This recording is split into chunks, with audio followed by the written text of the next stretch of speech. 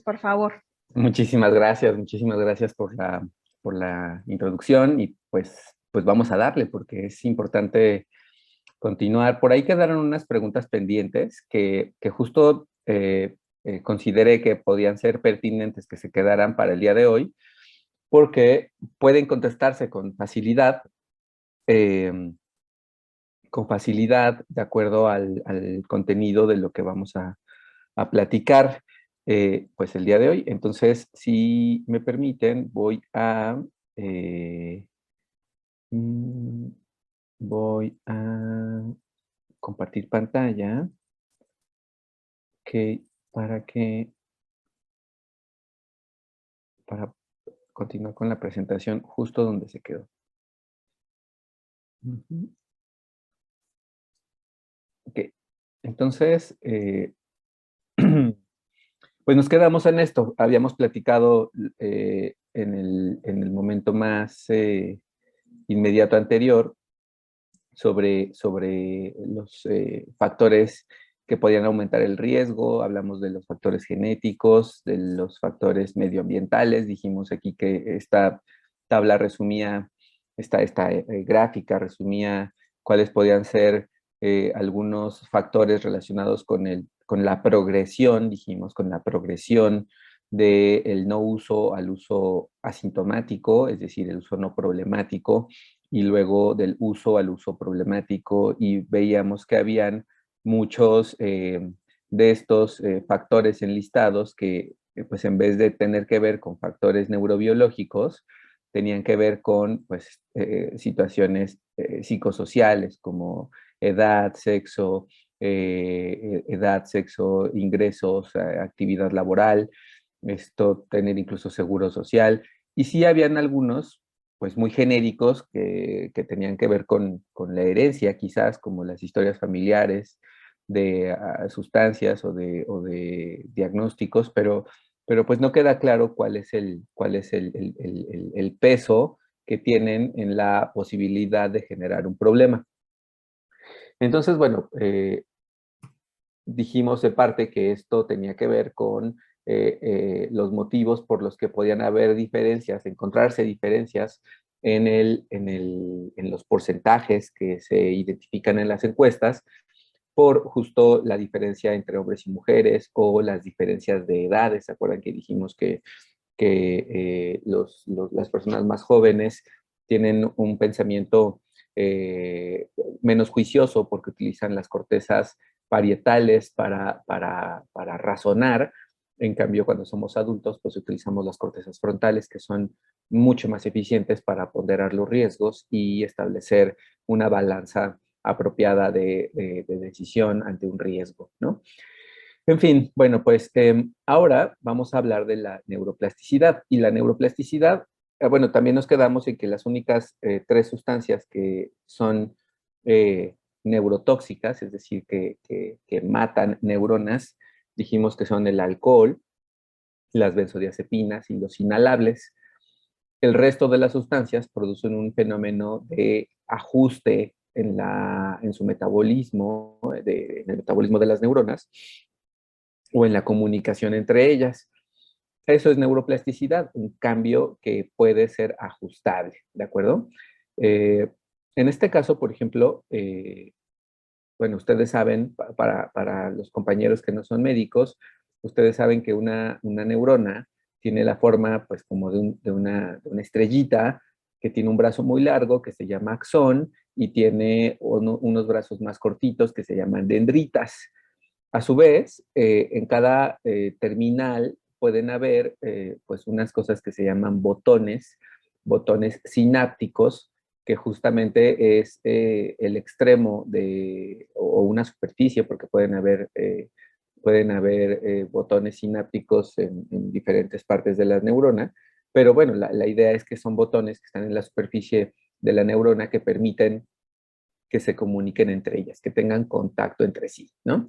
Entonces, la idea es que la señal se transmite de una neurona a la otra a través de estos botones sinápticos, y aquí podemos ver un acercamiento de un botón sináptico respecto a a la presencia de la cocaína, ¿no? Entonces, el botón sináptico, esto que ven ustedes acá arriba, como si fuera un globito que baja desde arriba hasta la parte media, esto es la neurona 1, ¿sale? Y acá abajo, donde dice membrana postsináptica, esto es la neurona 2. Entonces quiere decir que la señal se transmitirá de la neurona 1 a la neurona 2.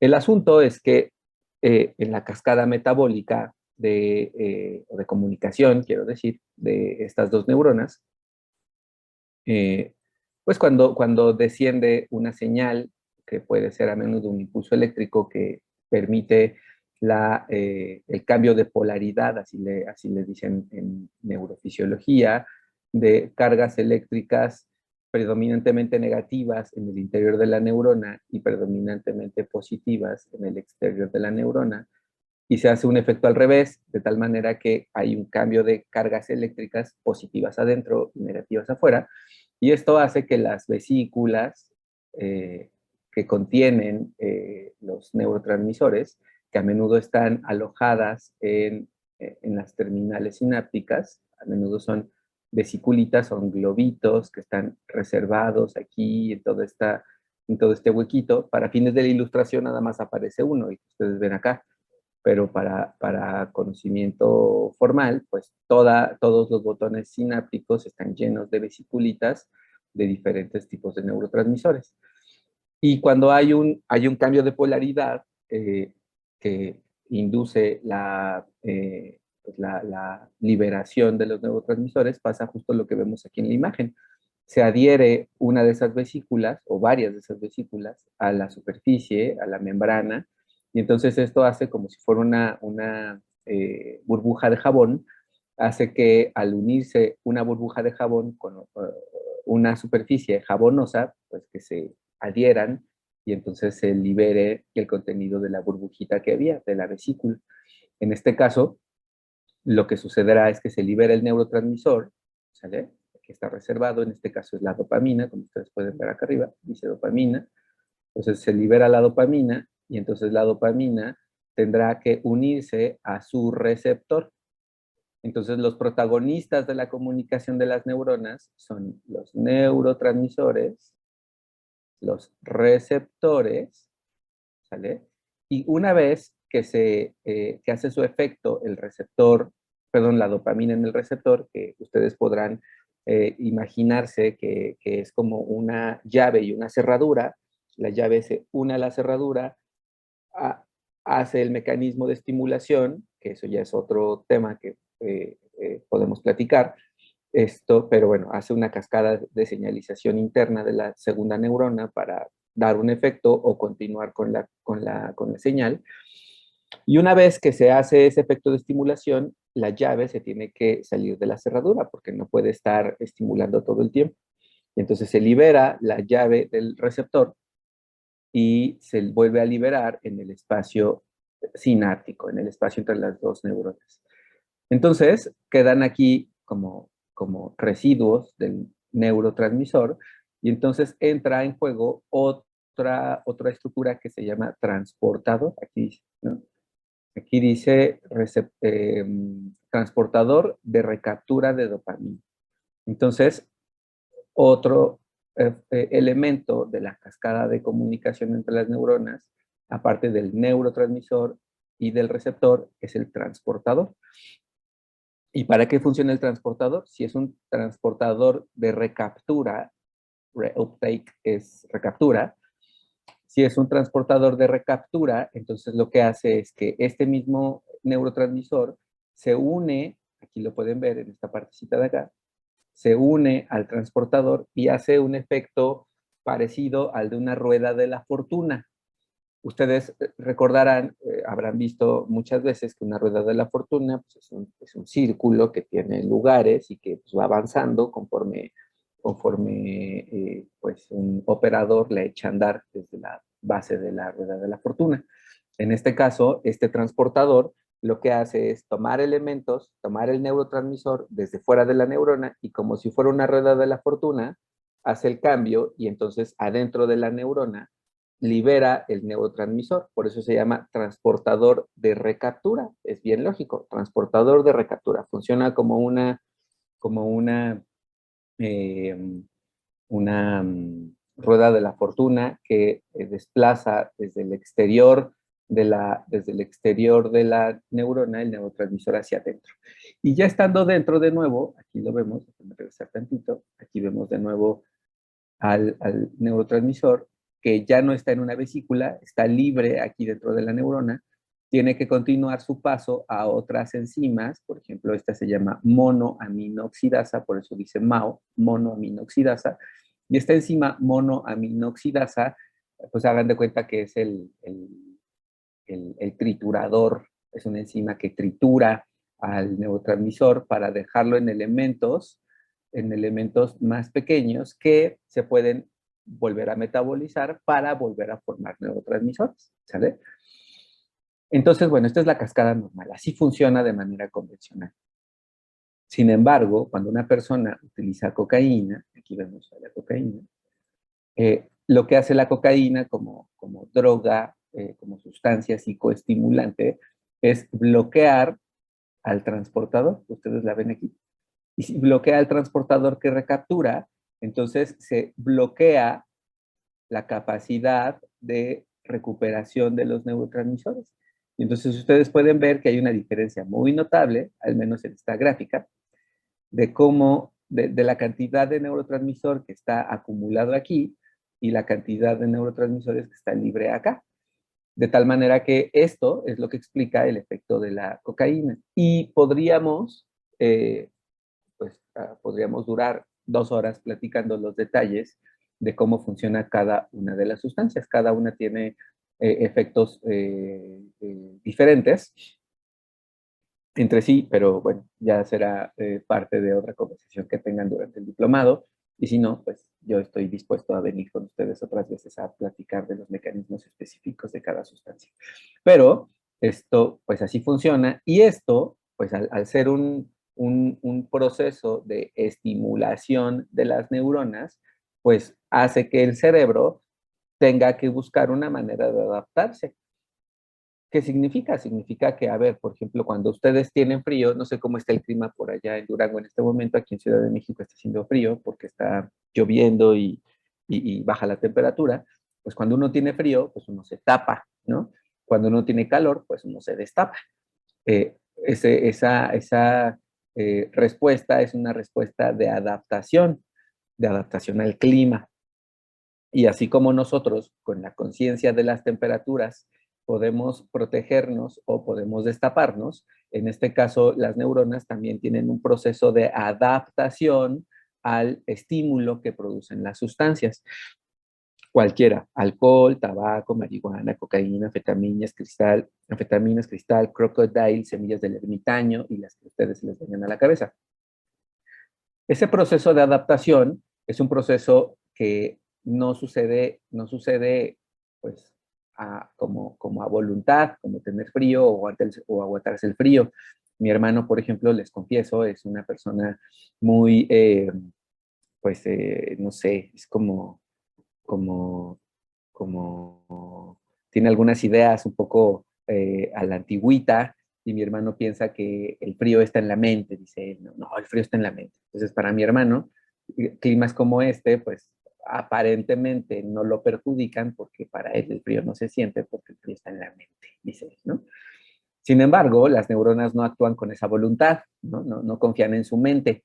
Las neuronas, las neuronas tienen una respuesta que depende de la expresión de los genes, aquí dice. Y entonces lo que dice esta gráfica, lo que trata de mostrarnos, es una imagen meramente simbólica, pero lo que trata de ilustrarnos es la conversión, el cambio en la expresión de genes respecto al uso diario de las sustancias y lo que sucede en estados posteriores, ¿de acuerdo? Y entonces ustedes pueden ver con esta imagen que tiene fines ilustrativos, que hay un cambio en la expresión de los genes cuando hay un efecto agudo de las sustancias. Aquí lo ven en esta primera etapa. Va a haber un proceso de transición en el que hay otro tipo de genes que se están expresando diferentes. Y finalmente hay un estado terminal de adicción en el que ya se están expresando genes de respuesta tardía, ¿sale? Genes de respuesta tardía. Y con esto, a ver, no les estoy diciendo cuáles genes, etcétera, porque no tiene relevancia. Cada cantidad de genes, como platicamos en la sesión del miércoles, no ha sido determinante para poder afirmar que hay un gen de la adicción. No, pero sí es la expresión de genes que funcionan para la cascada metabólica. Seguramente varios de estos genes, de los genes que se expresan, son genes que tengan que ver con la vía de producción de los neurotransmisores, con la producción de receptores y con la producción de transportadores. ¿Por qué sucede esto? Por lo que les voy a enseñar a continuación.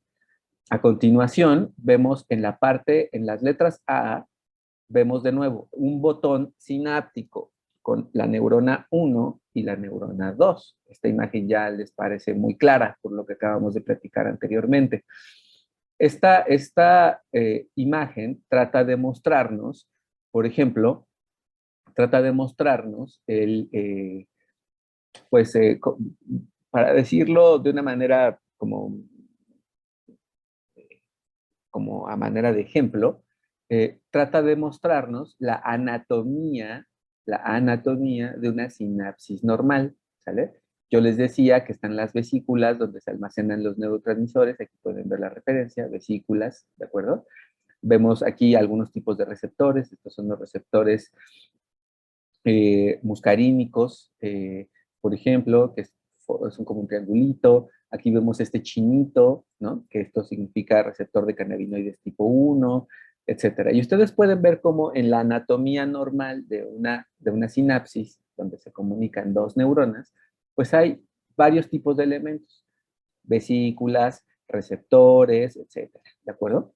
Bueno, esto es interesante porque cuando una persona ya en la parte de abajo recibe el estímulo, en la parte de arriba es la anatomía normal, ¿de acuerdo?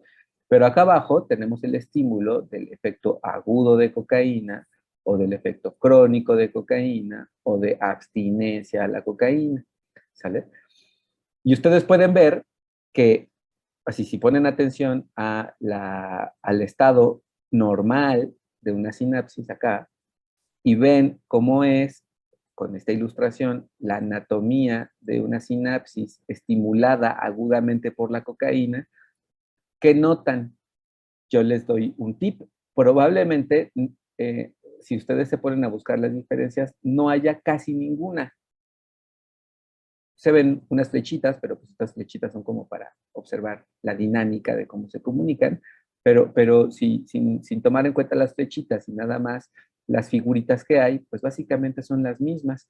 Por aquí aparece un tache que dice que pues, después del efecto agudo de cocaína se disminuirá la presencia del receptor glutamatérgico R5, ¿sale? Bueno, eh, pero ya, o sea, todo lo demás parece que es exactamente igual. Sin embargo, si ustedes ven la diferencia entre la neurona, entre la sinapsis normal y la sinapsis de una persona o las sinapsis de una persona que ha utilizado crónicamente cocaína, entonces aquí sí se ven más diferencias. ¿Por qué? Bueno, pues porque vemos que disminuyó la concentración de vesículas de neurotransmisores, porque vemos que se suspendió la presencia de algunos receptores muscarínicos, porque vemos que se eliminaron otros elementos, por ejemplo, de la membrana de la segunda neurona, ¿sale? Y otros elementos internos de las cascadas de señalización. ¿Qué quiere decir esto, compañeros? Quiere decir que cuando una persona utiliza agudamente una sustancia, probablemente, es decir, agudamente es ocasionalmente, por eso cuando yo les decía en la semana, el miércoles, que cuando me interconsulta alguien y me dice, ay, es que un adolescente que es adicto, que tiene 15 años, Yo hago una respuesta, pues, ustedes disculparán mi arrogancia, pero yo hago una respuesta de enfado y digo, no, no, no podemos asumir que un adolescente que ha utilizado 5 veces marihuana, que incluso que ha consumido 10 veces cocaína, incluso que ha consumido 20 veces heroína, no es adicto a esa sustancia. No es adicto. ¿Por qué? Porque no ha pasado, como dijimos en la clase anterior, el tiempo suficiente de consumo y la cantidad suficiente de sustancia para poder afirmar que la persona tiene una adicción. No, no. Todavía su sistema no ha generado la respuesta de neuroadaptación al efecto de la sustancia. Cuando pensamos que una persona tiene los efectos crónicos, crónicos por el consumo, pues podemos hablar de, a ver, literalmente, eso se conoce vía evidencia científica, que el tiempo que tarda una persona en hacer este relajo, el tiempo que tarda una persona en hacer todo este relajo con el alcohol, son 8 años.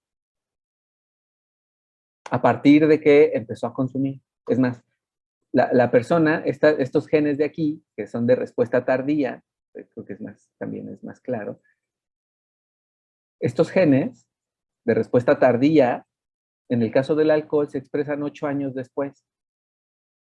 Entonces, cuando alguien dice, no, pues es que este es bien alcohólico porque tiene un año tomando en exceso. No, no. Eso contesta también una pregunta que hicieron en la semana sobre si una persona llevaba muchos años tomando una cerveza al día o 2 cervezas al día, pues no, no. O sea, a ver, ¿por qué? Porque quizás el efecto de una cerveza al día no es suficiente para inducir el cambio del funcionamiento de las neuronas de de la normal, a los cambios que se producen en una neurona estimulada, ¿sale? En el caso de las sustancias estimulantes, como la cocaína, como el cristal, o sea, la metanfetamina, como el crack, la heroína, es probable que ese periodo se acorte porque son sustancias altamente potentes, altamente potentes. Eso quiere decir que las personas podrán notar un cambio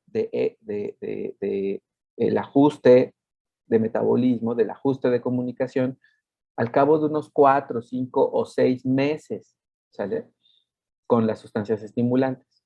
Pero habría que saber si la persona consumió por el tiempo suficiente en la cantidad necesaria. No apanicarnos al principio y asumir que pues, la persona ya enfermó solo porque ha tenido algunas experiencias de consumo, ¿sale? Bueno, por otro lado, por ejemplo, ustedes pueden ver en el tercer lugar cuando una persona tiene una supresión prolongada, una abstinencia prolongada del consumo. Ustedes pueden ver que prácticamente no hay ningún cambio entre la neurona, entre la sinapsis de una persona que tuvo un consumo crónico y la abstinencia prolongada, ¿no? Entonces, por ejemplo, a esto es a lo que le llaman en doble A, le llaman la memoria de la adicción.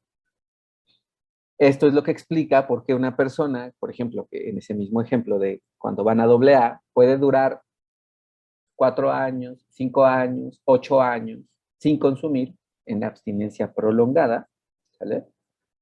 Pueden durar 8 años sin consumir y cuando una persona recae con la misma intensidad de consumo que tenía cuando dejó de hacerlo. Es decir, aunque una persona haya durado 8 años sin consumir, no empezará a consumir como cuando fue adolescente y experimentó los primeros consumos de alcohol, ¿no? La persona va a volverse a poner borracheras fuertes porque su sistema de comunicación entre las neuronas ya está modificado. ¿sale? ¿Por qué? Pues porque sigue padeciendo eh, fisiológicamente, en el caso de las sinapsis de las neuronas, sigue padeciendo la ausencia de las vesículas de neurotransmisores, la ausencia de receptores presinápticos o de transportadores presinápticos o de receptores posinápticos o de las cascadas de señalización interna de la segunda neurona. ¿Sale? Entonces, nada más para hacer un resumen, cuando una persona tiene el consumo agudo de una sustancia, probablemente no cambie nada del funcionamiento de la sinapsis. Cuando una persona tiene un uso crónico de la sustancia, que puede depender justo de la cantidad, la frecuencia y de la vulnerabilidad de la persona, de esos genes, de esa herencia que puede tener, que cambie el metabolismo y eso haga que la persona tenga aquí esto de acá, es el efecto de la neuroadaptación. Esto, ¿sale? Neuroadaptación. Y, y cuando una persona ya tiene estos cambios y se mantiene sin consumo, pues estos cambios no se van a revertir fácilmente. Para nada se van a revertir fácilmente. Les voy a poner un ejemplo de por qué podemos afirmar que no se revierten fácilmente. Si ustedes aprendieron, no, pues creo que todos ustedes pues ya estamos en el campo de batalla del trabajo y todos andaremos alrededor de los 30, 40 años. Eh, entonces, quizás por el ritmo de vida habrá algunos que aprendieron a andar en bicicleta cuando tenían 7, 8, 9 años y a lo mejor tengan 20 de no haberse subido una bicicleta. Yo tengo como 15 años, 20 años de no subirme una bicicleta. Pero si me tuviera que trepar a una, probablemente no tendría que reaprender a andar en bicicleta. A lo mejor pedalearía 2, 3 veces, así como en lo que voy agarrándole ahí a la bicicleta, ¿no? A la bicicleta nueva, que no conozco, pero no voy a perder el equilibrio como si tuviera 7 años. ¿Por qué? Porque una neurona que aprendió, una un sistema de conexiones que nos dan un conocimiento práctico, no se olvida. Yo les diría, pues a ver, desaprendan a andar en bicicleta, ¿no? Probablemente va a ser difícil, ¿no? Incluso hasta pensar, sí, claro, voy a desaprender esto. No se puede. ¿Por qué? Porque esto de la neuroplasticidad, de la neuroadaptación, pues justo es un mecanismo de aprendizaje. Y los aprendizajes, como dicen las tías y los tíos, pues cuando algo se aprende bien, nunca se olvida, ¿no? Pues esto es la explicación de por qué algo que se aprende bien nunca se olvida. Eh, bueno, yo les prometí con mucho entusiasmo compartirles este modelo de efectos opuestos. También otra manera de llamarle de George Koo. Aquí están, bueno, estas son las siglas de su nombre, George Francis Koo. Aquí puse 3 referencias, pero si ustedes lo buscan en PubMed, puta, yo creo que les van a salir como, no sé, quizás les salgan artículos de él mismo, así como autor o como coautor, quizás como unos 300 o 400 artículos, y pues artículos que lo citen seguramente van a aparecer 50,000. Eh, pero bueno, o sea, pueden buscarlo así por esta referencia, George Koo, George como Jorge en inglés, George Koo, y esto, y bueno, él, yo pienso, se los comparto, este señor quizás pueda o podría aspirar a un premio Nobel de esto por lo claro con lo que expresó este proceso con el que las personas podemos tener un riesgo de adicción. Entonces le llamo modelo de estados afectivos hedónicos o modelo de efectos, perdón, modelo de efectos opuestos, ¿no? Ajá. Bueno, dice Meo, pero no lo tomen a mal.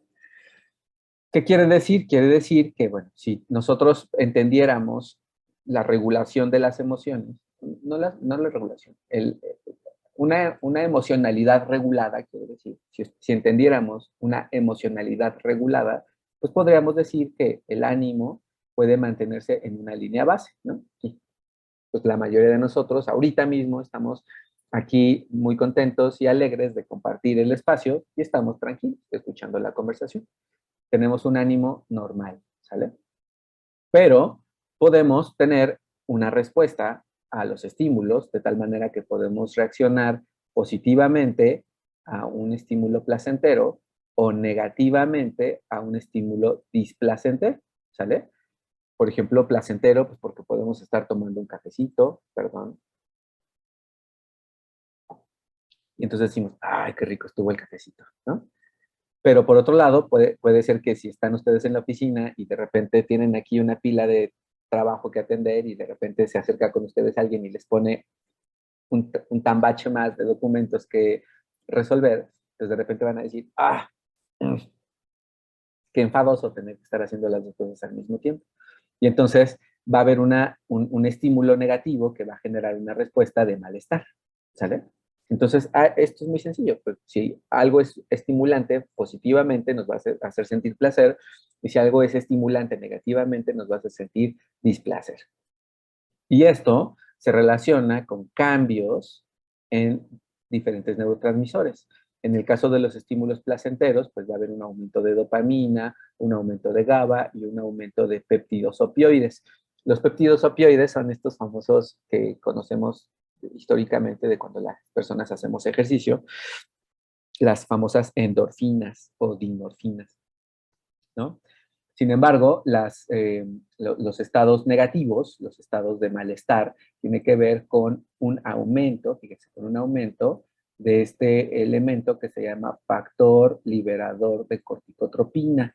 Este factor liberador de corticotropina es una hormona que sale del hipotálamo en el cerebro y circula por una vía sanguínea directa a la hipófisis, que se llama hipófisis, básicamente, y ahí en la hipófisis libera este factor liberador de corticotropina, estimula la hipófisis para que libere corticotropina, ¿sale?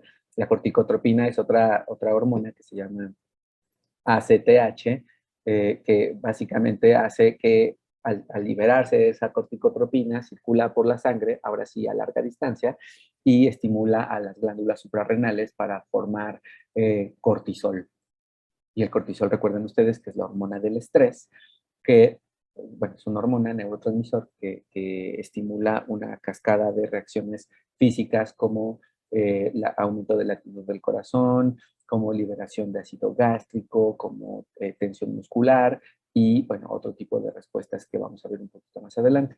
De tal manera que el motivo por el que sentimos que cuando algo malo va a suceder, se sienten entre maripositas en el estómago, entre malestar general, un momento de tensión, pues es porque se estimula el sistema del estrés, ¿sale? Y bueno, otro tipo de neurotransmisor es el neuropéptido Y. Igual esto todavía es como lo básico que hay que reconocer, de cómo reaccionamos a una situación que puede tener diferentes tipos de estímulos, ¿no? La situación aquí ahora es que esto se puede ir haciendo un poco más difícil, porque si ustedes ven, a ver, vamos a tratar de poner atención solamente en la gráfica A, ¿de acuerdo? En la gráfica A. Aquí en el 0 está el estado de emocionalidad basal, que dijimos hace un momento, ¿no? El estado original de nuestra regulación de las emociones. Así como ahorita estamos tranquilos, pues aquí estamos ustedes y yo. Cuando una persona no tiene adicción, es virgen a sustancias, ¿sale? Y por algún motivo tiene consumo, ¿sale? Pues por los amigotes o porque, a ver, por ejemplo, ustedes y yo que no tenemos un problema de alcohol, si hoy que es viernes, más tarde se nos antoja una cerveza, eh, podemos decir, bueno, pues es que está padre, está rico tomar una cerveza. ¿Por qué está rico? Porque el efecto de la cerveza, cuando no tenemos un alcoholismo, una adicción al alcohol, pues el efecto de la cerveza es que genera una respuesta de placer, ¿sale? Todos sentimos esto cuando estamos bebiendo porque al mismo tiempo de ser un depresor del sistema nervioso, también estimula a los receptores opioides, a los receptores mu del cerebro, y entonces por eso da una sensación de placer. Dependerá de cada sustancia el mecanismo de acción, pero el efecto inicial de una sustancia en el sistema nervioso es de placer, ¿de acuerdo? Por eso aquí ven, el punto original es en 0 y hacia arriba están las emociones positivas y hacia abajo están las emociones negativas, ¿de acuerdo? La duración de este proceso de estimulación favorable, de sentirse a gusto, pues va a durar lo que dure el efecto de la sustancia. El alcohol puede durar 1 hora, la marihuana puede durar 6 horas, la cocaína puede durar 30 minutos, ¿no? Y entonces, pues esto va a ser la sensación de placer, la experiencia de estar a gusto con el efecto de una sustancia a la que no tenemos adicción. Y luego de ese proceso de placer va a haber un punto en el que las personas nos vamos a sentir mal. Mal porque es un proceso de recuperación metabólica, pues por ejemplo, restitución del estado hidroelectrolítico, de la desvelada, de la eliminación del acetaldehído, etcétera. Esto de acá, este pedacito chiquito de aquí, es a lo que llamamos convencionalmente cruda, ¿de acuerdo? Por eso las personas podemos sentir malestares generales cuando estamos en la resaca del consumo de una sustancia. Esto nos pasa de manera convencional. Sin embargo, cuando ahora nos pasamos al lado B, a la gráfica B, cuando una persona tiene dependencia, el estado de regulación de las emociones no parte del punto original, del punto 0, parte de puntos nuevos de regulación del ánimo, ¿sale? Esto se explica por los cambios, como dijimos hace 2 diapositivas, en la concentración de receptores, de neurotransmisores y de los transportadores. Cuando ya no hay suficientes receptores, cuando ya no hay suficiente neurotransmisor, cuando hay un cambio en la cantidad de transportadores, entonces la comunicación, dije hace 3 diapositivas, la comunicación de las neuronas se dificulta y el efecto de la mala comunicación de las neuronas es una mala regulación de las emociones, ¿sale? El efecto de la mala comunicación de las neuronas es una mala regulación de las emociones. Igual de la conducta y del pensamiento, pero para fines de esta diapositiva, pues es emociones. Entonces, con estos cambios en los receptores, bajan los receptores, perdón, en el caso de los receptores aumentan, hay un aumento, déjenme regresar aquí. Hay un aumento de receptores, hay una disminución de neurotransmisores, y también puede haber, dependiendo de los neurotransmisores o del cambio en las neuronas, puede haber un aumento o disminución de los transportadores. De tal manera que entonces la regulación va siendo cada vez más a la baja, ¿sale? Ahorita lo vamos a ver, y sucede esto que les voy a platicar a continuación. Entonces, cuando una persona tiene una adicción, una dependencia, un trastorno por uso de sustancias, el estado de regulación va a ser cada vez más hacia la baja, ¿de acuerdo? Cuando una persona con una adicción consume la sustancia, entonces su punto de regulación de las emociones no parte del 0, sino del 0 nuevo, de la base nueva, del punto de ajuste nuevo. A esto le llaman punto de recompensa alostático. Ustedes recordarán una expresión pues de uso médico psicológico que se llama homeostasis. La homeostasis, con H, homeostasis, es un principio biológico de nuestros cuerpos en el que todo tiende a un equilibrio, todo. El estado de hidratación, la frecuencia cardíaca, la temperatura, la frecuencia respiratoria, todo puede tener una actividad nueva, pero siempre tenderá al equilibrio. Por eso la glucosa después de comer se sube, pero regresa a su estado normal. Y si no regresa a su estado normal, es diabetes, ¿no? Por eso si hacemos ejercicio, nuestra frecuencia cardíaca subirá mientras estemos en ritmo, pero cuando estemos en reposo volverá a su punto de origen. Eso es homeostasis. Homeostasis, la capacidad del cuerpo de someterse a un estímulo y regresar a la normalidad. Alostasis, como dice aquí, alostasis es un cambio que se produce, pero que no regresa al punto de origen, que no regresa a la normalidad. Por eso le dicen aquí punto de recompensa alostática, ¿no? Porque es un punto de recompensa modificado que no vuelve al origen. Cuando una persona, dijimos, con adicción consume la sustancia, su estado de regulación de las emociones no es el original, sino el nuevo punto de adaptación, y entonces la persona puede durar un ratito sintiéndose, es más, puede durar un ratito sintiéndose bien, aquí, ¿de acuerdo? Aquí, porque sentirse bien es del 0 para arriba, ¿no? Entonces, si del 0 para arriba, dijimos, es los estados positivos, cuando una persona tiene una adicción y consume, o sea, su punto de regulación emocional está en el punto alterado. Ya la pasa mal. Pero el efecto de la sustancia hará que eventualmente llegue a un punto de pasársela bien, que no es lo mismo tener este efecto de placer que llegue hasta aquí, que tener un efecto de placer que llega hasta acá, ¿no? Entonces aquí podemos ver una primera diferencia importante. Bueno, no una primera, porque la primera es que ya empezamos desde un punto alterado. La segunda es que cuando una persona que tiene consumo busca la sensación de placer, este estado de placer es pequeño en comparación con todo este de acá. ¿Sabes? Y cuando una persona tiene el síndrome de abstinencia, a diferencia de la cruda, ustedes vean, comparen este pedacito de aquí con este, con todo este espacio hasta acá. O sea, claramente hay una diferencia notable entre una resaca, que es un estado de recuperación metabólica leve, ¿sale?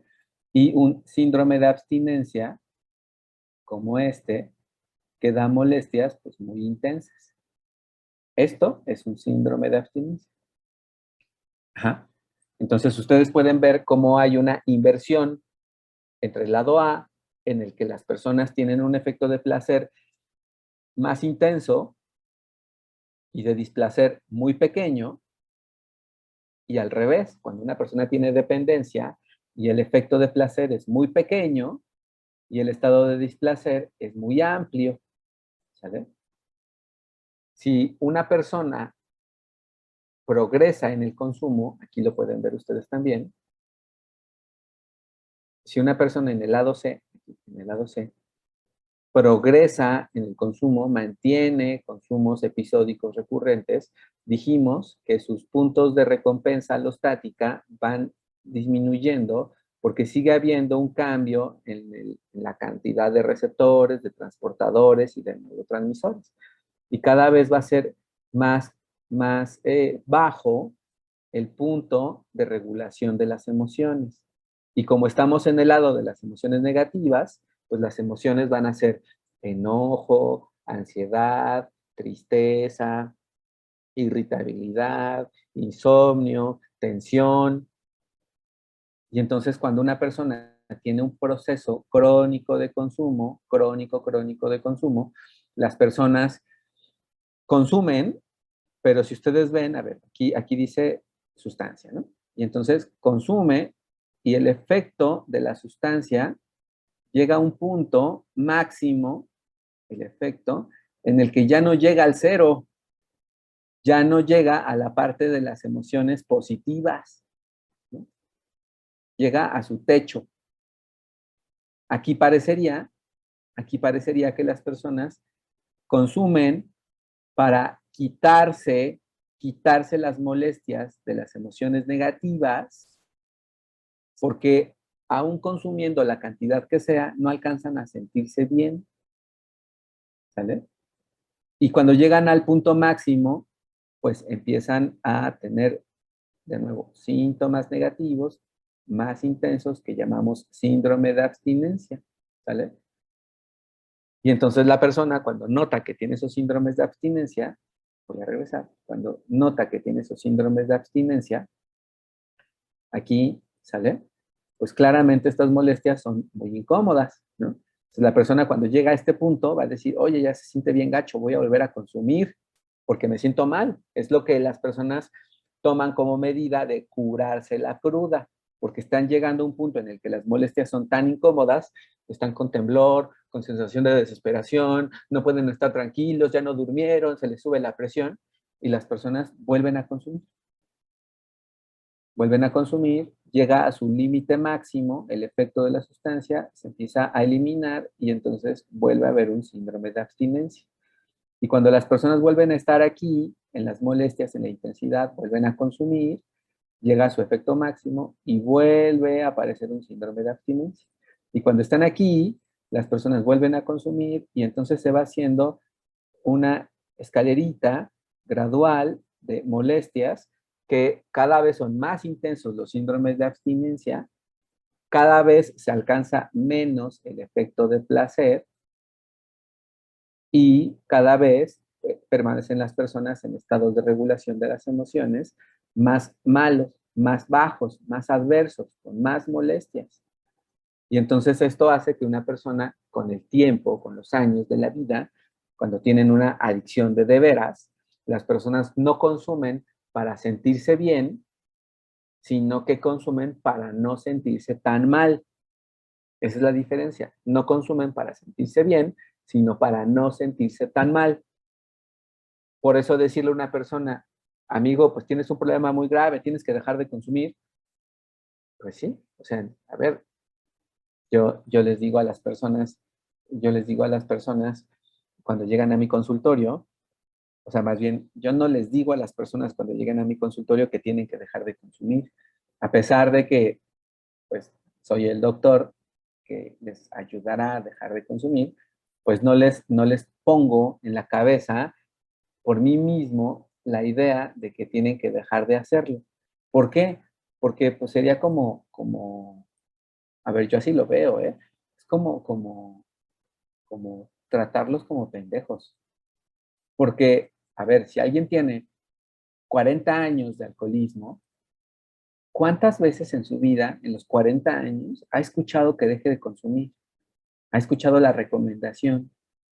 Probablemente la persona que lleva 40 años teniendo problemas de desgaste por el consumo, pues lleva esos mismos 40 años escuchando, deja de consumir, amigo, papá, hijo, deja de consumir, por favor. ¿Qué sentido tendría que vaya conmigo y me pague los honorarios de mi consulta para que le diga lo mismo que he escuchado 40 años? Nuestro trabajo, nuestro trabajo es pues, que como especialistas en un campo, pues no le digamos a la persona lo mismo que he escuchado, porque si no, pues va a ser como, ay, pues ya fui con un especialista que me dijo que me podría decir cualquier tía o cualquier tío o cualquier padrino. Pues, ¿para qué vamos con un güey y le pagamos dinero para que me diga lo mismo que me digan en doble A? Pues no. Entonces, aquí, por ejemplo, quiero decirles que es muy importante que valoremos que para que una persona pueda suspender el consumo, tenemos que ayudarle a regular estos estados emocionales.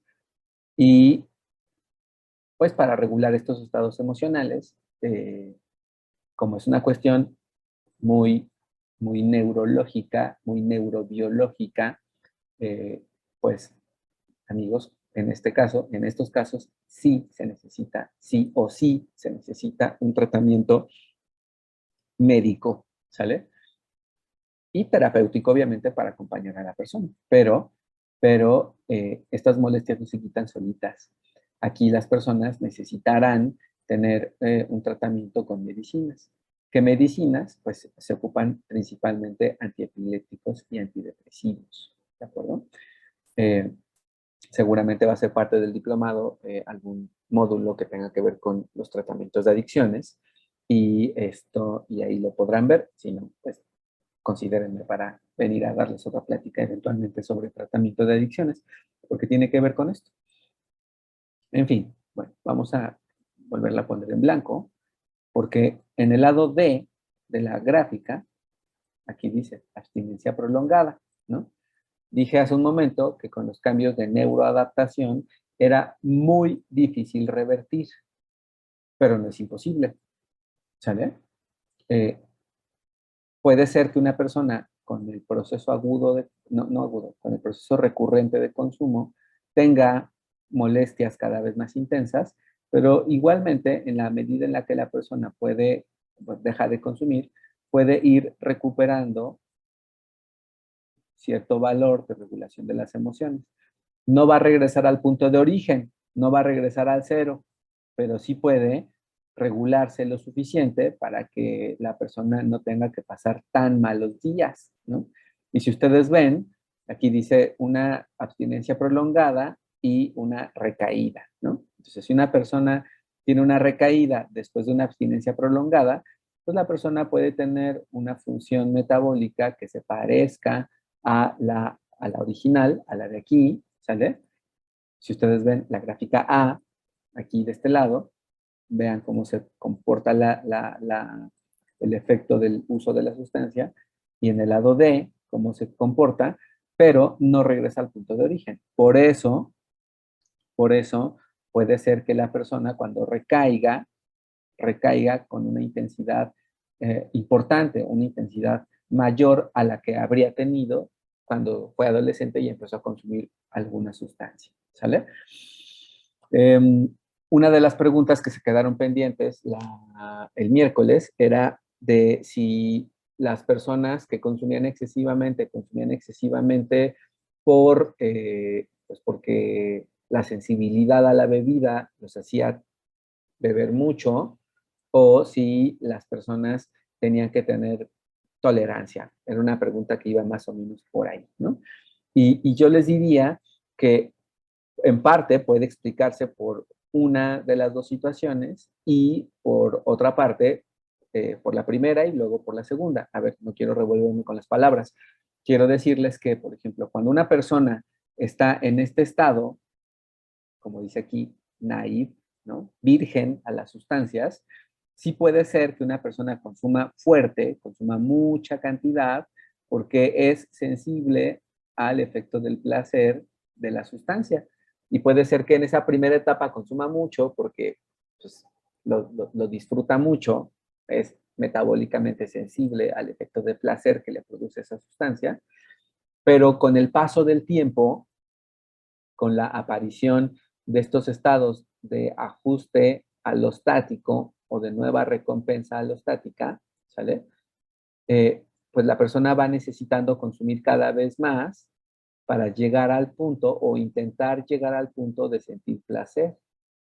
A esto es a lo que llamamos tolerancia, porque si una persona ya está en este punto de hasta acá abajo de malestares emocionales y quiere consumir porque se siente mal, pero está buscando sentir placer, pues la persona tiene que consumir un buen para llegar a eso antes de perder el efecto y tener un síndrome de abstinencia.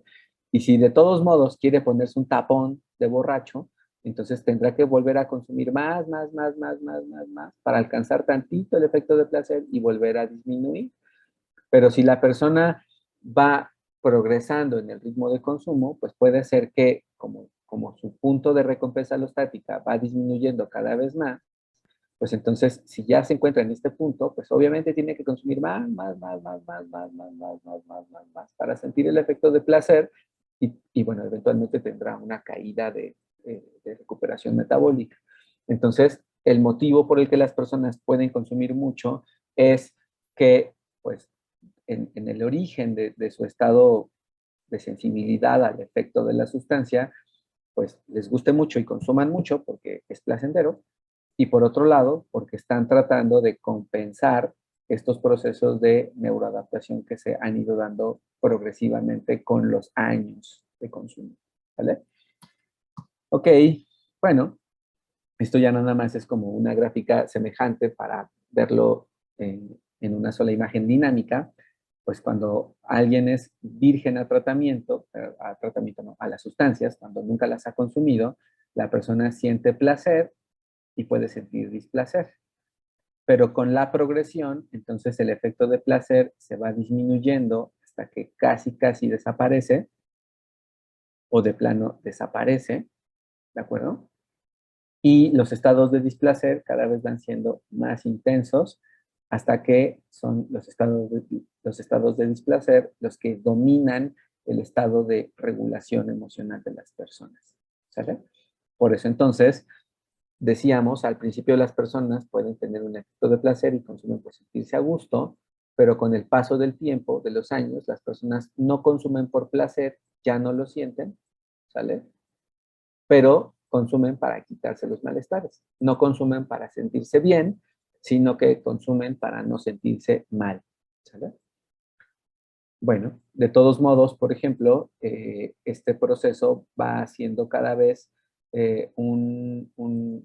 a este modelo le llama George Cook, bueno, esta explicación le llama espiral de distrés, que quiere decir que en la medida en la que las personas van repitiendo el consumo, se da un efecto, pues como de espiral, como se ve aquí en la imagen, en el que van apareciendo repetitivamente tres conductas.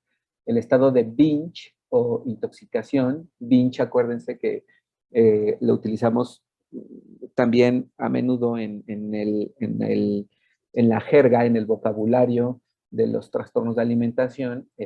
Los binge son los atracones, ¿no?, de comida.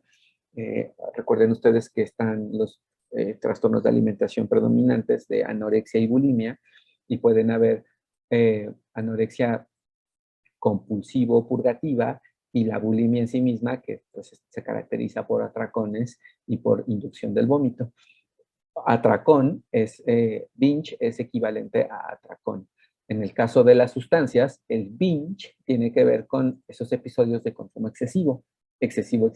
No solamente intoxicación, sino, a ver, ustedes y yo podemos emborracharnos con 2 o 3 cervezas, pero no es lo mismo emborracharnos con 2 o 3 cervezas que con un pomo, ¿no? Un pomo sería un binge. 2 o 3 cervezas, pues nos intoxican, pero no es lo más que podemos beber. Entonces, cuando una persona va mostrando todas estas experiencias que ya mencioné anteriormente, pues van habiendo episodios de intoxicación o binge que alternan con estados de abstinencia o de estados emocionales negativos. Y cuando una persona no está consumiendo ni está con malestares negativos, la persona puede tener esto que aquí le llaman preocupación-anticipación, que en términos de nosotros lo conocemos como craving, ¿no? Recordarán que el craving es este estado de tensión interna con síntomas psicobiológicos que impulsa a una persona a tener el consumo. Entonces, como ustedes pueden ver aquí, aparecen entre los espirales el consumo en cantidades mayores a las que se pensaba, un deseo persistente de consumo, preocupación por obtener o molestias físicas o psicológicas persistentes, y bueno, pues el efecto que todo esto puede tener sobre los compromisos, el abandono de actividades o pues la disfuncionalidad, ¿no? En fin, y, y bueno, hasta aquí se acaba la neuroplasticidad, ¿sale? Esto es lo que explica por qué las personas pueden tener un proceso adictivo a mediano o largo plazo.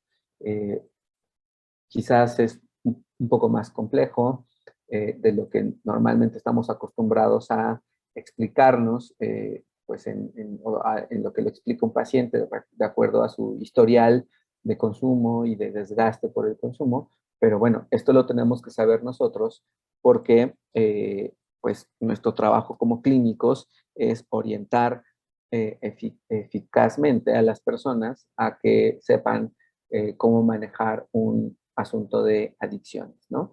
Por eso, tener discursos basados a ver, no quiero ser enfadoso, pero por eso a la gente le molesta, a las personas, a nuestros pacientes, les molesta la expresión échale ganas, ¿no? Quizás quienes hemos tenido en algún momento un episodio complicado de la vida, por depresión o ansiedad o consumo de sustancias, pedirnos que le echemos ganas, pues se siente como una patada en las zonas blandas, porque pues, ¿cómo sabe la gente que no estamos haciendo un esfuerzo para recuperarnos? La familia a menudo se enoja con los pacientes que tienen un problema de consumo porque la familia de los pacientes no sabe que su paciente mantiene un estado de malestares persistentes que lo impulsan al consumo. No es que la persona quiera consumir y esté solo consumiendo por vicioso, ¿no? Tiene que ver con un proceso de neuroadaptación que ha cambiado el mecanismo por el que se comunican las neuronas, que hace que las personas tengan este tipo de manifestaciones clínicas, de conductas mecánicas, conductas compulsivas, como no poder suspender el consumo. Ahora, esto no lo puse en esta diapositiva, pero como todavía hay un poco de tiempo y ya faltan solamente como 10 diapositivas, quisiera, a ver, voy a suspender tantito lo de la pantalla, porque antes de ir a lo otro, quisiera eh, decirles algo que habitualmente platico por acá. Las conductas que tienen las personas en consumo son conductas eh, que tienen una explicación de conductas aprendidas por condicionamiento, ¿no? Entonces, por ejemplo, yo siempre le explico a las personas algo que quiero compartir con ustedes porque puede ser útil para su práctica cotidiana. Yo siempre les digo a las personas que, abrir varias aplicaciones porque soy como un poco ideático y eh, pues en algún momento me enseñaron que si uno deja aplicaciones abiertas, se consume más pila del celular. Entonces, pues ahora tengo a bien, casi por compulsión también, quitarle todas las aplicaciones mientras no estoy utilizando el celular.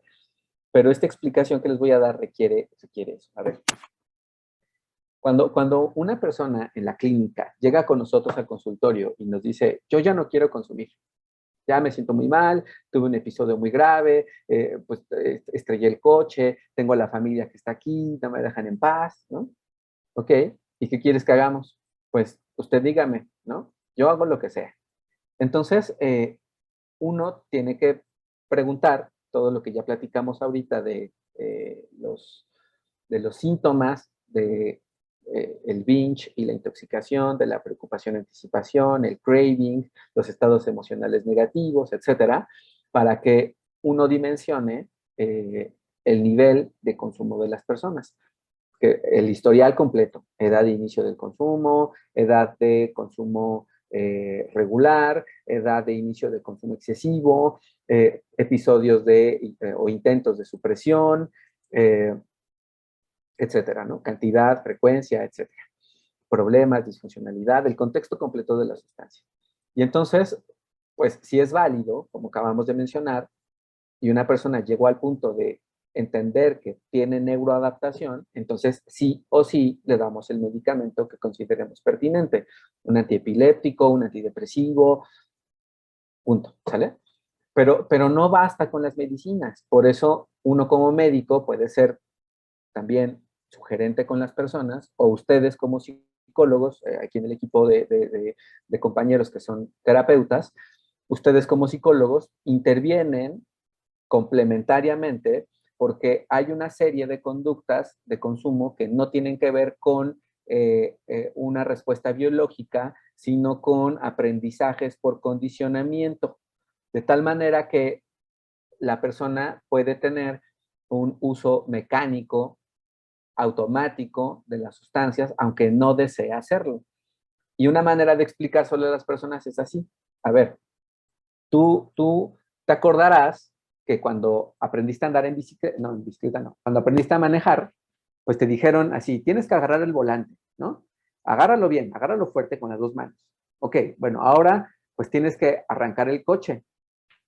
Ok, entonces arranca el coche y entonces uno baja la mirada y nos dicen, no bajes la mirada porque siempre tienes que estar mirando al frente. Y uno dice, ah, bueno, Entonces uno se esfuerza en no bajar la mirada y trata de buscar en dónde está la llave y nos dicen, ahora para darle la vuelta a la llave tienes que pisar el clutch. Y entonces uno baja la mirada para buscar el clutch y nos dicen, no, que no bajes la mirada, ¿no? Ay, perdón, perdón. Entonces ya uno está aquí como medio pedaleando aquí para ver dónde está el clutch. Y entonces nos dicen, bueno, ahora pisa el clutch y pisa el freno y entonces dale la vuelta a la llave. Y uno dice, y ya se enciende el coche, ¿no? Bueno, ahora mete primera, ¿no? Y entonces uno baja la mirada para ver la palanca y entonces nos dicen, que no bajes la mirada, ¿no? Ay, sí, perdón, perdón. Y entonces, bueno, ya metiste primera, ahora tienes que sacar el clutch y meter el acelerador. Y entonces es tanto relajo que uno no termina de entender la mecánica de manejar. Y entonces va uno tonteando al principio cuando uno aprende a manejar y se nos va apagando y apagando y apagando el coche, ¿no? Varias veces. Pero con el paso del tiempo, actualmente nosotros, pues podemos ir en el coche pues ya después de 20, 30 años de estar manejando, 40 quizás, de estar manejando, uno va en el coche y uno va mandando mensajes y uno va platicando con la pareja y uno va escuchando música y que si López Obrador, que si Carmen Aristegui, que si Loret de Mola y uno va pensando en todo menos en manejar, porque manejar se convirtió en un aprendizaje de segundo plano, ¿sale? A lo mejor en primer plano estamos pensando en todo lo que tenemos que hacer, a dónde vamos, cuánto dinero llevamos, a qué hora vamos a regresar, en dónde dejamos a los niños, pero en segundo plano está funcionando en automático, están funcionando en automático una serie de tareas mentales de cosas que estamos también haciendo.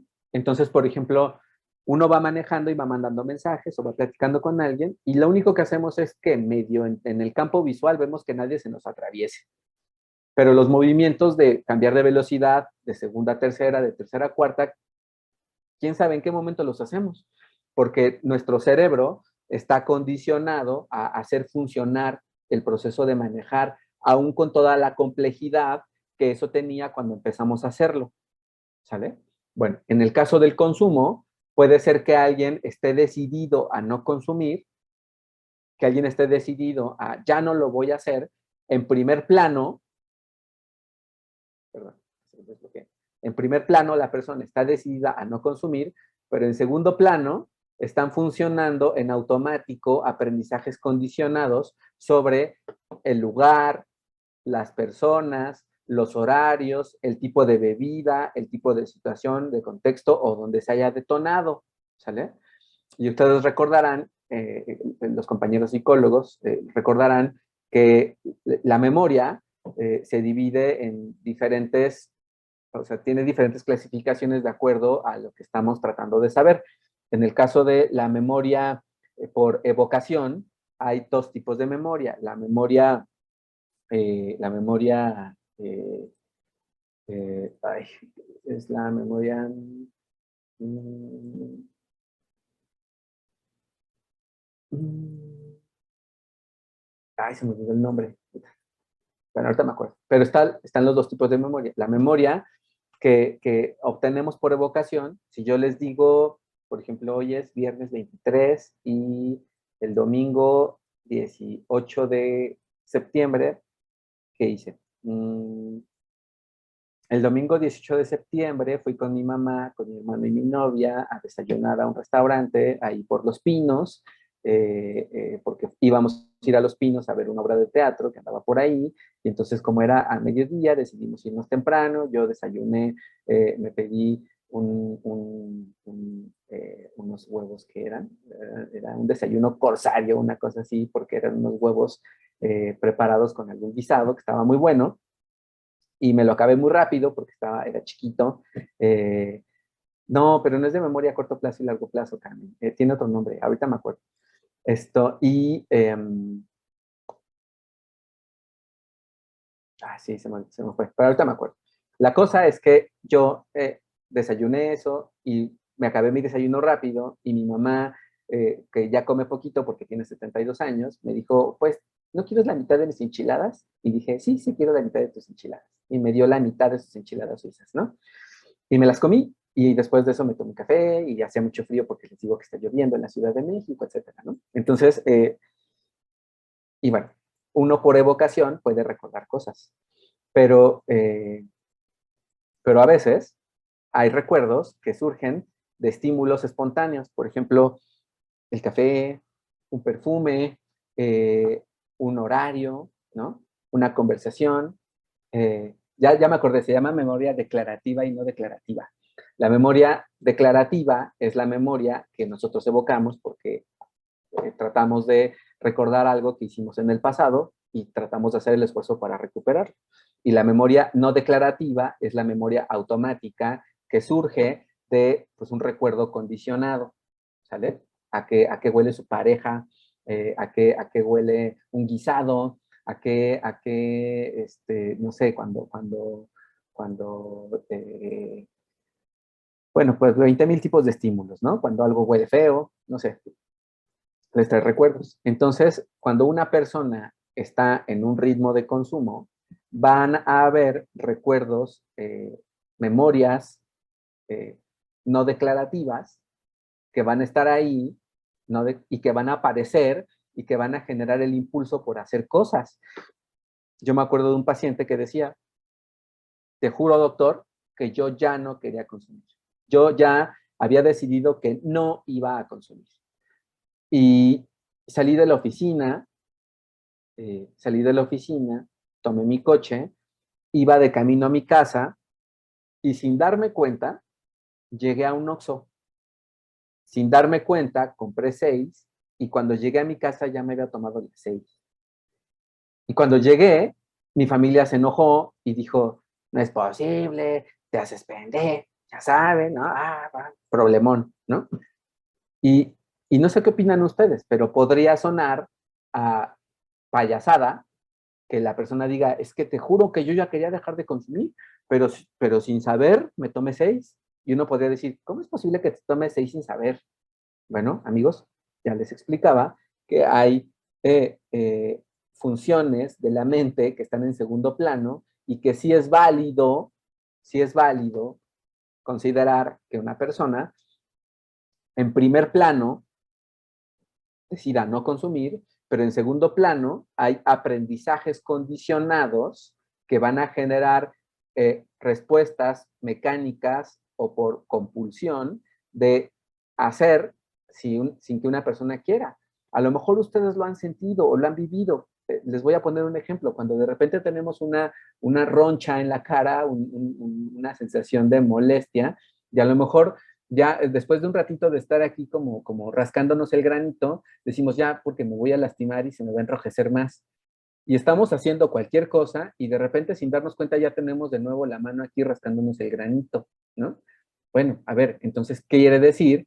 Que para estímulos pequeñitos, si somos, o sea, nuestra mente nos puede ganar, e imagínense para alguien que tiene 30 años consumiendo, ¿no? Claro que le puede ganar la mente. Entonces, para eso, los procesos se tienen que combinar entre la intervención médica y la intervención terapéutica, y nuestro trabajo, como dijimos el miércoles pasado, es un trabajo de facilitación. Nosotros no nos podemos enojar con un paciente que ha recaído aún en el proceso de tratamiento. No podemos molestarnos y que al principio, después de 2, 3, 4 ocasiones, nos enfademos lo suficiente y le digamos a la persona, tienes que ir a internarte, porque ya no se puede, ¿no? Es mejor decirle a la persona que entendemos que por el proceso largo que lleva y los cambios de neuroplasticidad en el cerebro y los aprendizajes por condicionamiento y el empleo de otro tipo de estímulos o de otras funciones como la memoria declarativa y no declarativa, la mente le va a jugar malas pasadas. Y como la mente le va a jugar malas pasadas, pues ahí estamos nosotros para ayudar. ¿De acuerdo? Ok, entonces ya casi para terminar, eh, nada más les quiero dar un repaso de esto que tiene que ver con el complemento de los trastornos mentales, porque, bueno, ustedes ya tendrán muy bien presente el tema de la patología dual. No voy a ser muy repetitivo. Lo que sí quiero compartirles es básicamente esto, pues que aquí vemos un listado de las sustancias, alcohol, cafeína, cannabis, alucinógenos, inhalables, y la lista de los trastornos que pueden aparecer cuando la persona consume durante intoxicación o abstinencia alguna de las sustancias. Entonces, por ejemplo, pueden haber trastornos psicóticos inducidos por alcohol, trastornos bipolares, depresivos, de ansiedad, de sueños sexuales, síndromes confusionales que antes se llamaban delirium, trastornos neurocognitivos que tienen que ver más con efectos de deterioro cognitivo a largo plazo, como tipo demencia, ¿no? Y, y, bueno, por ejemplo, con la cafeína es más común, bueno, lo que pudiera llegar a pasar es que las personas tengan síntomas de ansiedad o trastornos del sueño, ¿sale? No más que eso. Por ejemplo, con la cannabis, las personas pueden tener trastornos psicóticos, pero ustedes pueden ver que no hay criterios de bipolaridad inducida por cannabis, ni de trastornos depresivos inducidos por cannabis, pero sí de ansiedad, etcétera. Entonces, como les mencionaba, esta diapositiva o estas diapositivas se las haremos llegar por medios electrónicos, pero si ustedes quieren también pueden consultar esto en el famoso DSM-5, ahí viene esta misma tabla, ¿no? Aquí vienen los opiáceos, los sedantes hipnóticos como benzodiazepinas, estimulantes, tabaco y cualquiera de las demás. En fin, ahora, por ejemplo, para que una persona, o sea, para que hagamos una relación, podamos hacer una relación entre, entre los síntomas de psicopatología, depresión, ansiedad, bipolaridad, psicosis, TDA, déficit de atención, etcétera, y las sustancias, para ver la relación entre las dos cosas, tendríamos que saber que pueden haber factores que varíen, que hagan variar los estados clínicos de las personas. La vía de administración de las sustancias y la velocidad del efecto. No es lo mismo comerse un brownie de marihuana que fumar marihuana. No da el mismo efecto inyectarse cocaína que inhalar cocaína, ¿no? También habrá sustancias que tengan una duración más breve, pero más intensa en el efecto. Por ejemplo, como la diferencia entre el crack y el crack inyectado y la cocaína inhalada. Pues claro que si algo se inyecta al torrente sanguíneo, tardará solo algunos segundos en llegar al cerebro y hacer un efecto. Sin embargo, cuando alguien inhala cocaína, pues tendrá que tener un proceso intermedio de absorción en la mucosa nasal y de circulación progresiva en la sangre hasta que se sienta el efecto en el cerebro. Entonces, puede eso hacer variar la duración del efecto. Si una persona consume varios tipos de sustancias, pues es muy difícil poder asegurar que los efectos sobre el estado emocional de alguien, de depresión o ansiedad o alucinatorio, se deba a abstinencia o intoxicación o a la sustancia A, a la sustancia B o a la sustancia C. También pueden haber personas que tengan alguna enfermedad asociada, por ejemplo, ahora que está, eh, están de moda hablar de enfermedades infecciosas por lo de COVID, pues ya se hizo mediático también esta otra nueva epidemia de la viruela del mono, ¿no? La viruela símica. Eh, y bueno, la, la, las organizaciones de la sociedad civil, los activistas, están peleando que el gobierno le dé más peso a la prevención de la viruela del mono, porque está atacando principalmente a personas, a hombres que tienen sexo con hombres, ¿no? Independientemente de las preferencias sexuales, de hombres que tienen sexo con hombres. Y entonces, pues el motivo, en parte, por el que está sucediendo eso es que ha habido cada vez menos preocupación por el contagio de enfermedades de transmisión sexual, porque recordarán ustedes que cuando apareció el VIH a mediados de los 80s y no había, o sea, se advirtió que era una enfermedad muy grave, que no tenía antídoto, que no tenía cura, pues era una sentencia de muerte para las personas. Al cabo de unos años se iban a morir. Pero a partir de que han habido avances terapéuticos cada vez más seguros, ahora estamos en un punto en el que las personas no se les quita el VIH, pero pueden prácticamente vivir o vivir en la práctica como si no lo tuvieran, porque los tratamientos antirretrovirales son tan eficaces que pueden eliminar la replicación del virus y pueden mantener una cantidad de glóbulos blancos sanos que permita que tengan un buen sistema de defensa. Entonces, no sé qué opinan ustedes. A lo mejor voy a dar un comentario medio políticamente incorrecto, pero de repente los tratamientos se han vuelto tan eficaces que las personas se preocupan menos por contagiarse de VIH.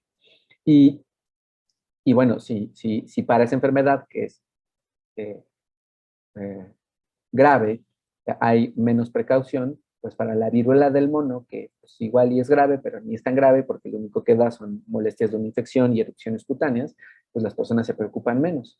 Pero no quiere decir entonces que las personas están libres de riesgos de coinfecciones o de otras enfermedades asociadas a las infecciones, como la hepatitis C, por ejemplo, ¿no? La hepatitis B, como el VIH, como la infección por citomegalovirus, etcétera. Entonces, hay motivos reales por los que uno tiene que hacer un análisis exhaustivo de los estados clínicos de las personas. Sin juzgar, solamente pues, preguntar, oye, bueno, pero ¿habrá alguna otra situación por la que nos tengamos que preocupar? Últimamente a mí me ha pasado que que han llegado al consultorio personas que toman PrEP. Eh, para los que no sepan qué es el PrEP, es el tratamiento antirretroviral que se utiliza como, como medida de protección contra el contagio eh, en una persona que estuvo en riesgo de ser contagiado, ¿no? Entonces el PrEP, hagan de cuenta, a ver, un ejemplo muy clásico que no tiene que ver con las preferencias sexuales, es una persona que acaba de ser víctima de abuso sexual y que, pues obviamente fue un evento fortuito, negativo, pero fortuito, y no se sabe quién fue o por qué fue o X, ¿no? Y pues, ¿qué tal que quien abusó sexualmente tenía VIH? Entonces, en los servicios médicos se tiene que dar PrEP para que si la persona que abusó sexualmente tenía VIH no contagie a la víctima, entonces, pues se tiene que utilizar ese medicamento. Pero a mí me ha pasado últimamente que los chicos están tomando PrEP ya como si fuera una medida estable para evitar contagio, pero pues es un uso continuo de medicamentos, ¿no? Entonces, en lo particular, yo no sé si el PrEP es un medicamento que se puede utilizar rutinariamente como medida de protección. Yo pensaría que si es como para casos fortuitos, se ocupe durante una temporada y se pueda suspender, pero no sé qué tan indefinidamente pueda ser utilizado. Lo que sí puedo sostener de esta diapositiva es que tenemos entonces que ser conscientes de que no todo en la vida de una persona que consume son las sustancias. Tenemos que preguntarle por otro tipo de situaciones de vida que uno deba tomar en cuenta para su tratamiento. ¿De acuerdo? Bueno, pues básicamente es a veces con el tema de los diagnósticos comórbidos de la patología dual, tendríamos que tratar de saber si pues, qué fue primero, si el huevo o la gallina, si el trastorno por uso de sustancias es primario o si es inducido, y saber, por ejemplo, si la persona ha tenido un proceso continuo de consumo de sustancias, eh, pues en cierta forma, a manera de paliación de los estados negativos de origen que tenga la persona. Si empezó a tener alguna depresión o distimia en la infancia, quizás un antecedente de abuso sexual en la infancia, en un estado de vulnerabilidad y que de repente eso se vuelva un condicionante de malestares psicológicos a largo plazo, etcétera. Y entonces uno tendría que tratar de reconocer cuáles son esos aspectos de vulnerabilidad psicológica o de diagnósticos tal cual que son los que promueven el consumo. De nuevo, porque no es decirle a alguien que si tiene problemas con el consumo, deje de consumir. Pues sí, o sea, no necesitamos ser genios para eso. La persona no ha dejado de consumir porque quizás no ha logrado controlar o los síntomas de abstinencia, como dijimos hace ratito, o los estados emocionales de diagnóstico o psicológicos que tienen una relevancia para promover el consumo a largo plazo, ¿no? Bueno, esto nada más es para hacer notar la relevancia que tiene esto de la comorbilidad, porque son unas gráficas que se llaman Forest Plot, que son un resumen de evidencia científica, en donde, o sea, de los ensayos clínicos o de los estudios que han intentado ver la relación entre los intentos de suicidio, dice acá abajo, con el trastorno por uso de alcohol, y entonces ustedes pueden ver que en el global de todos estos estudios, de este reporte de resumen de varios niveles de evidencia, que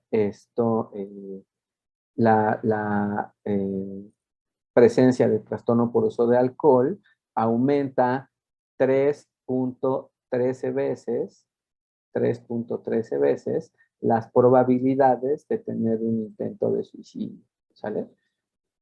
Aquí, por ejemplo, es una gráfica de otro estudio, pero con un objetivo semejante, de los diferentes tipos de estudios a lo largo del tiempo, 92, 2014, 2002, etcétera, en donde se trata de valorar la relación de también intentos de suicidio con trastorno por uso de sustancias. La anterior era de alcohol y esta es de otras sustancias. Y ustedes pueden ver que el uso de sustancias aumenta 2.5 veces más eh, las probabilidades de tener intento de suicidio, ¿sale? Entonces, por eso es importante tener presente la valoración de las comorbilidades y no nada más promover la abstinencia como objetivo predominante, sino valorar también el conjunto de situaciones de la vida de la persona. El consumo, la familia, el bienestar psicosocial, el diagnóstico o algún otro tipo de síntoma, etcétera, ¿no? Y pues ya nada más para terminar, la quinta conclusión, que esta es ya la última parte, la alta prevalencia de la concurrencia de diagnósticos no significa que uno sea causa del otro, pero tenemos que tratar, o sea, aunque no hay una relación causal, sí tenemos que poner atención a la presencia de estos diagnósticos para darles el tratamiento que ameriten. También a veces puede pasar que las personas tengan síntomas que parecen depresión, pero pues no lo son porque son parte de la abstinencia del consumo de algunas de las sustancias. O ansiedad, que puede parecer ansiedad, pero no, porque nada más son síntomas de abstinencia. Entonces, a veces tenemos que plantearnos eh, la observación a lo largo del tiempo de una persona para saber si los síntomas progresan o si los síntomas se remiten cuando la persona deja de consumir. Entonces, eso va a requerir toda nuestra paciencia hasta poder tener un criterio pues un poco más claro, más sólido, ¿sale?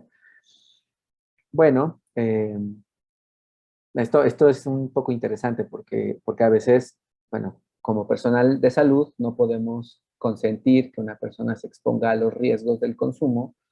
Es decir, si una persona nos pregunta, oiga, ¿y usted me recomienda que me tome una cerveza de vez en cuando? Pues uno como personal de salud no puede, no debe decirle a alguien, claro, tómese una, porque pues eso sería atentar contra la ética de nuestras recomendaciones médicas o como personal de salud.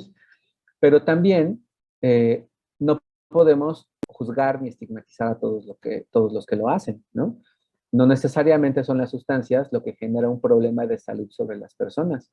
A veces las personas que cuentan con menores o mayores perfiles de vulnerabilidad son quienes se enferman o quienes tienen problemas de salud.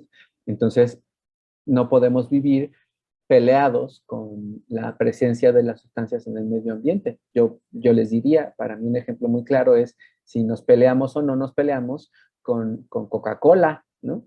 Pues no nos peleamos con la Coca-Cola porque a muchas personas nos gusta el sabor de una Coca-Cola bien fría con unos tacos al pastor, ¿no? O por ejemplo aquí en la Ciudad de México, que son bien populares los tamales, las guajolotas decimos aquí, que es la torta de tamal, que yo sé que fuera de la Ciudad de México no las disfrutan tanto como nosotros. Pero pues no vivimos enojados con las señoras o los señores que venden tortas de tamal, pues nos encantan, ¿no? Entonces el estandarte de batalla no es enojarnos con la gente o enojarnos con las sustancias, es con la gente que vende tortas de tamal o con la Coca-Cola. Nos preocupamos por los factores de vulnerabilidad que hacen que las personas tengan más riesgo de tener problemas, ¿sale? Entonces, no juzgamos, no nos enojamos y más bien hacemos el esfuerzo para reconocer las vulnerabilidades y atenderlas a tiempo. Esto es un detalle importante de intervenir a tiempo. No podemos hacernos los chistosos y permitir que la gente se haga la chistosa promoviendo conductas a edades tempranas, porque pues sí, a algún grupo de papás les pudo haber parecido divertido sentar a estos niños en una mesa pues parece que están jugando botella y, y, y pues están jugando a que se empinan ahí su caguamita o su cerveza de media, ¿no? Pero no podemos jugar a eso porque ese grupo de niños eventualmente serán adolescentes, eventualmente serán adultos jóvenes y entre risa y risa, pues en unos años puede ser que tengan un problema solo porque no pueden tener toda la claridad para establecer una balanza de riesgos ante los estímulos y que terminen consumiendo porque pues, es tolerado, es fomentado, es aplaudido y es de risas estar bebiendo alcohol, ¿no? En fin, pues con eso termino la presentación y pues ahora mismo pues quedo de ustedes para las dudas o preguntas. A ver, vamos a seguir la dinámica de la ocasión anterior para ver los comentarios y preguntas. Bueno, los primeros mensajes son de buenos días. Mm, mm, ok, por aquí Diana ya pone el recordatorio de los mensajes. Mm, mm. Dice aquí Jessica, pregunta, ¿y el tabaco cuánto tiempo requiere para llegar al estadio 3? Es muy interesante la pregunta, Jessica, porque el tabaco face to face, cara a cara, la nicotina es la sustancia más potente de todas. Inclusive comparado con la cocaína o la metanfetamina, es la más potente de todas. Pero cada cigarro convencional tiene 1 miligramo de nicotina. Entonces, para que una persona tenga el efecto de 1 miligramo de nicotina, y bueno, eso se vuelva perceptible, pues las personas necesitan consumir cierta cantidad de cigarros al día.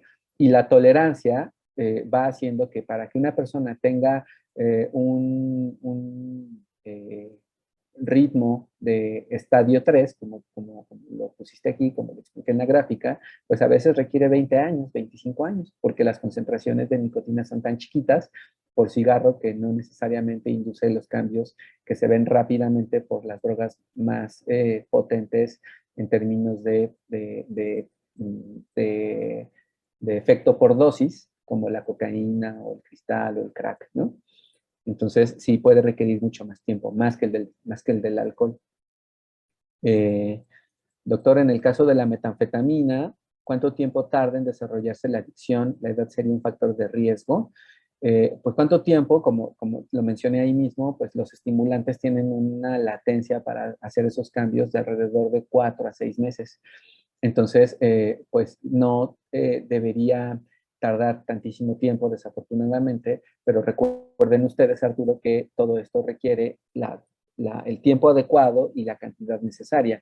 No porque una persona haya consumido 3 veces en un lapso de 4 meses, significa que va a tener una adicción. Se tiene que dar un consumo recurrente de la sustancia en cantidades constantes durante ese periodo de tiempo para que suceda ese cambio de neuroadaptación. Y por supuesto que la edad es un factor de riesgo. Cuando nos vimos el miércoles dijimos que cuando una persona empieza a consumir antes de los 14 años tiene un riesgo de 40% de posibilidades de tener una adicción y cuando una persona tiene consumo después de los 21 años, inicia el consumo después de los 21 años, tiene un riesgo del 10%.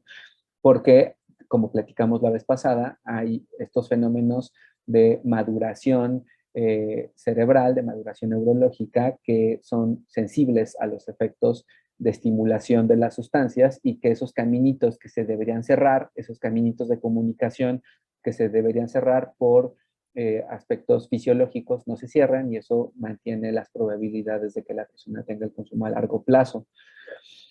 Ok, Merari, ¿qué pasa con el consumo de metanfetaminas? Pues ya lo acabo de explicar.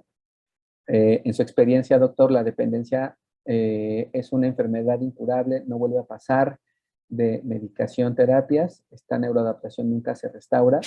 Pues sí, lo mencioné, es difícil, muy difícil regresar a un estado basal, pero a ver, algo que tenemos que tener presente, también lo comento aquí con ustedes, porque somos colegas, eh, como médicos, como psicólogos, como psiquiatras, como personal de salud, nosotros no desahuciamos a las personas. Siempre hay algo que hacer por la gente y siempre que una persona nos busque tenemos que tener una puerta abierta para que le ofrezcamos tratamiento, ¿sale? Entonces, el que haya personas en posiciones eh, crónicas o con mucho desgaste, aún estando en la peor condición de salud, podemos intentar hacer algo y no abandonamos las expectativas. Entonces, pues si una persona lleva un proceso de largo plazo, pues claro que tenemos que echar toda la carne al asador y tenemos que darle tratamiento médico, terapéutico, citas regulares, hacer todo lo que esté en nuestra posibilidad.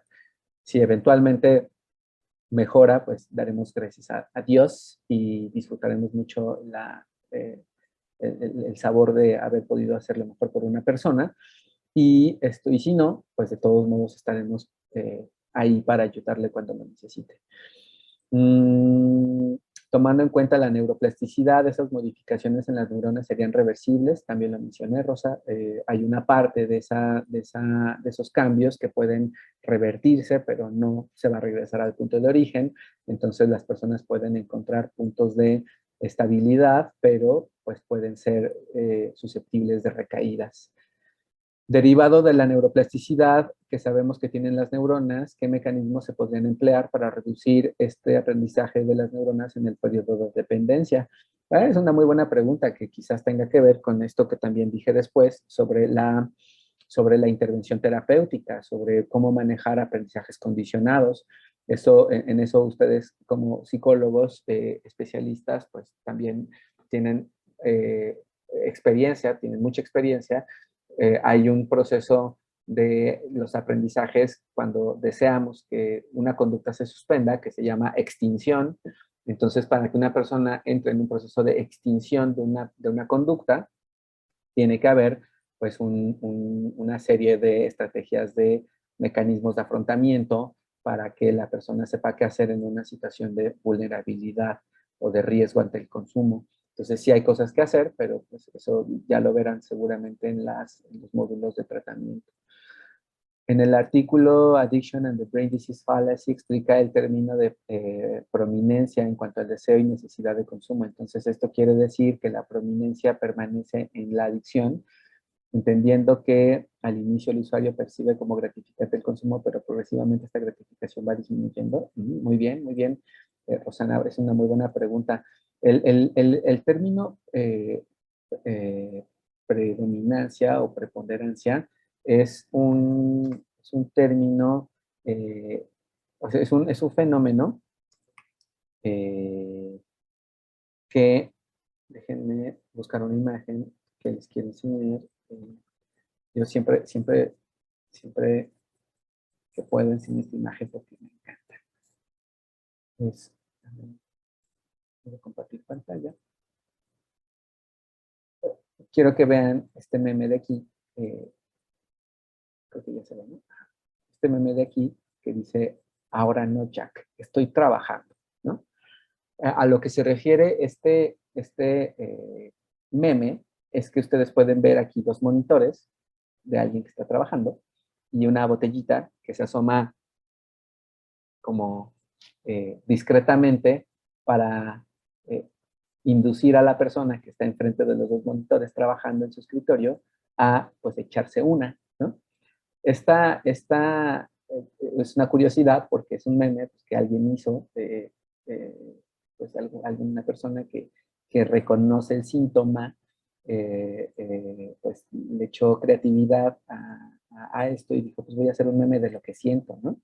Entonces, el fenómeno de preponderancia que tú platicas, Rosana, es esto, que la sustancia se vuelve justamente, eh, encuentra un hueco en nuestro estado cognitivo y entonces nos induce al consumo. Lo que quiere decir es que las personas pueden estar trabajando, estamos ahorita en una plática y de repente se mete en la cabeza la idea de, órale, quiero una, o dos, o tres, ¿no? Y entonces ese estímulo se vuelve tan dominante, tan dominante que va abriendo una brecha y va desplazando el interés que tenemos a algo que estemos haciendo y se vuelve un detonante de consumo. Se puede extinguir, por supuesto que se puede extinguir esto, pero sí es un fenómeno que aparece a partir de los cambios que decía George Cook de preocupación-anticipación y que tienen que ver con el fenómeno también de craving, de que tanto ese estímulo de preponderancia se puede volver un detonante de consumo. Entonces, sí permanece y puede estar ahí el tiempo que dure la adicción aguda de la persona y la vulnerabilidad de la persona. Dice Juan de Dios, ¿qué tan conveniente es iniciar tratamiento con ISRS a pacientes con dependencia en síndromes de abstinencia? Pues mira, los inhibidores selectivos de recaptura de serotonina son medicamentos que actúan a mediano plazo. Acuérdense ustedes que una regla de los inhibidores selectivos, que son los antidepresivos convencionales, fluoxetina, paroxetina, sertralina, etcétera, citalopram, son medicamentos que su mejor efecto funciona conforme se continúan tomando. Es decir, no funcionan como el paracetamol de que si me lo tomo me quito un malestar y si no me lo tomo me aparece el malestar. Los inhibidores selectivos de recaptura de serotonina requieren un proceso estable de tomarlo de unos 2 meses, ¿no? Más o menos, para poder saber si pueden estar siendo de utilidad. En este caso, si alguien está en síndrome de abstinencia, no necesariamente va a ayudar, pero sí van a ayudar al mediano plazo, pensando además que ya hicimos la evaluación de la comorbilidad y que planteemos que una persona para un diagnóstico de depresión o de ansiedad le puede resultar importante tomar ese medicamento. ¿Qué ocurre con un paciente que cree estar avanzando solo porque hace la abstinencia total? Pues hay que ser optimistas junto con él. Si una persona ya hizo la abstinencia total, pues hay que aprovecharlo y decir, amigo, qué buen trabajo estás haciendo, me encanta el esfuerzo que llevas a cabo, pero estoy preocupado porque aparte de eso he visto que tienes un poco de ansiedad o que te cabizbajeas o que hay situaciones que te preocupan. Pues está bien que no estés consumiendo, pero oye, he tenido curiosidad de preguntarte qué pasa con tu trabajo, qué pasa con tu familia, qué pasa con esto. Y entonces van abriendo la brecha a la comunicación para otras condiciones del estado psicosocial de las personas, ¿no? Les comparto un material de apoyo. Esto lo mandó Diana. En grupos de AA se mantiene en abstinencia gracias a la tribuna, donde expresan su diario vivir y luchan contra el craving. Claro, claro. A ver, yo les diría que yo soy fan de AA en general. Solamente hay dos cosas que no me gustan. Dos. La primera es que no todos se alinean bien al tema religioso que tiene AA. Yo sé que no es católico, yo sé que no es cristiano, yo sé que no es, no, o sea, no tiene una afiliación como tal religiosa, pero a algunas personas les cuesta mucho trabajo asimilar esta idea del poder superior, el que sea, ¿no? Entonces, eso no me gusta tanto. Y otra cosa que no me gusta es cuando se empieza a dar un discurso que así he llamado yo, el discurso anexero, en el que las personas empiezan a maltratarse porque se asume que están así, porque si quieren, porque son unos pendejos, porque no le echan ganas, porque no han tocado fondo y porque necesitan un maltrato. Entonces, no me gusta el maltrato, no me gusta que la gente se maltrate.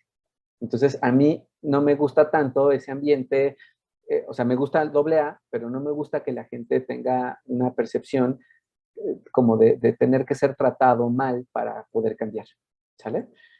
Entonces, pero pues habrá perfiles de personas, de personalidad, a los que les sea afín hablarse derecho y decirse cosas con intensidad para motivarse un cambio. Si a las personas les ayuda, yo también soy de la idea de que no hay intervención que sobre. Si alguien le está ayudando doble A, perfecto. Síguelo haciendo, ve a doble A. Si alguien le funciona los juramentos, perfecto, síguelo haciendo. Lo que sea que te esté ayudando, hay que seguirlo haciendo. Entonces, aquí apareció lo de las memorias. Dijimos que era la memoria declarativa y no declarativa. Decía Arisbe si podría compartir en formato la entrevista para personas con adicciones. Eso lo pueden buscar ustedes perfectamente. Hay un tipo de entrevista que se llama entrevista motivacional de Milner. Si ustedes ponen en Google, es más, a ver, déjenme ver si ahorita mismo lo puedo encontrar aquí. Esto, entrevista motivacional. Eh,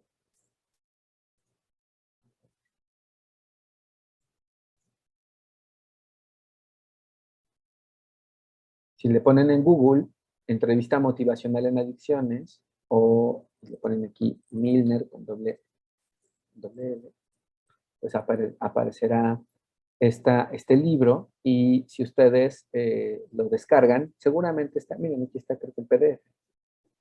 Si ustedes sí, bueno, ¿sí es el libro?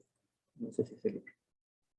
No, no es el libro. Pero esto, si ponen así tal cual, entrevista motivacional de Milner, y se echan un clavado y se esperan lo suficiente en lo que lo encuentran, por ahí aparecerá, creo que aquí está en el intranet de CIJ, elementos para su aplicación. Bueno, este creo que no es el de Milner, este es otra. No, este es de CIJ. Bueno, pero igual si es de CIJ, pues es confiable porque es un trabajo institucional. Pero bueno, esta referencia de entrevista puede ser útil para ustedes. Entrevista motivacional de Milner. Esto,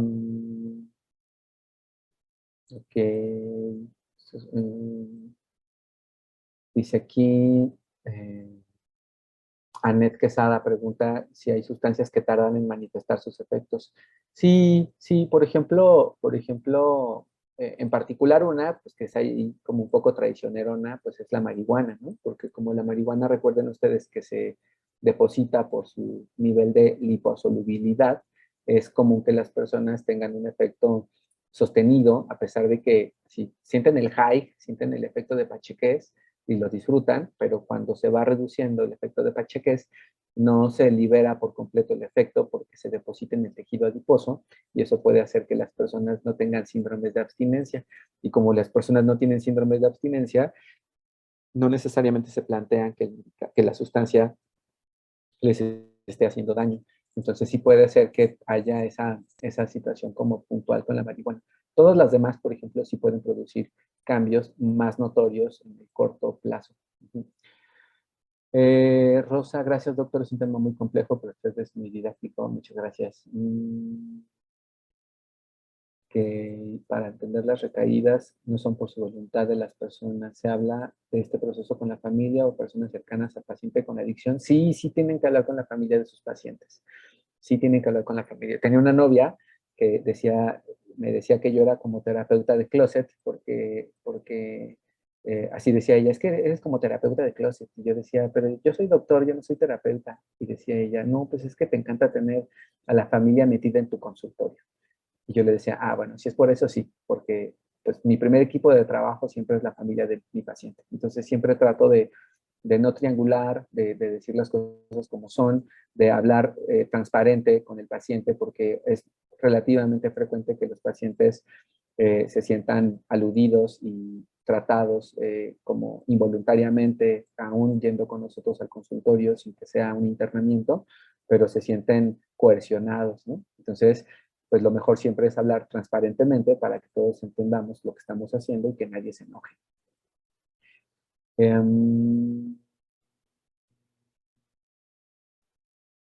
Que,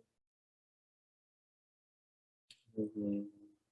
Aquí alguien compartió un material en español y se mandaron correos, eso está perfecto. Muy bien. bueno, por cuestiones de tiempo yo creo que ya podemos cerrar y cualquier cosa, bueno, pues estaré pendiente de ustedes. Ustedes vieron por ahí mis redes sociales y mi correo electrónico. Si tienen alguna duda o alguna pregunta, pues considérenme siempre disponible. Muchas gracias a todos. Gracias, Diana. Gracias, Nadia. Nidia. Perfecto. Doctor, muchísimas gracias, como siempre. Un gusto escucharte y sí, definitivamente creo que no va a ser la última vez que estés aquí con nosotros. Por los comentarios de los participantes del diplomado, pues felicidades, gracias. Un tema que sí es un tema, pudiera ser complejo, bastante interesante y que nos deja, yo creo que el compromiso a seguirnos actualizando, a cambiar a lo mejor paradigmas de cómo ver esto de las adicciones, esto de los comportamientos adictivos. Así que bueno, un gustazo. Muchísimas gracias a todas las personas que se conectaron. Está aquí nuestra comisionada, la maestra Alejandra Torres Arciniega. No sé, maestra Alejandra, si gustas hacer algún comentario. Si nos levantas la